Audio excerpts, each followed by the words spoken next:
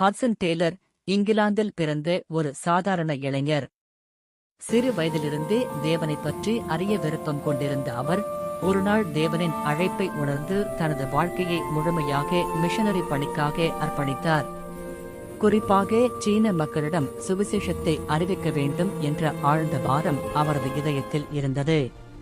அந்த காலத்தில் சீனாவுக்கு செல்வது மிகவும் கடினமானது. மொழி, கலாசாரம், உணவு, உடை அனைத்தும் வேறுபட்டிருந்தன.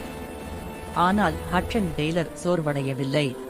சீன மக்களிடம் நெருக்கமாக இருக்க வேண்டும் என்பதற்காக அவர்களது உடை மற்றும் பழக்க வழக்கங்களை ஏற்றுக்கொண்டார். இதனால் பலர் அவரை ஏற்றுக்கொள்ளத் தொடங்கினர்.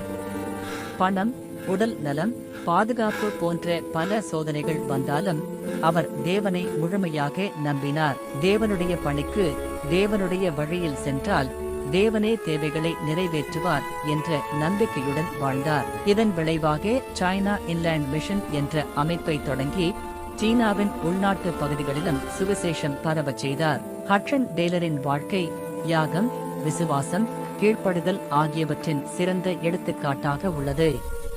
அவர் காட்டிய பாதை இன்று வரை பலருக்கு ஊக்கமாக விளங்குகிறது.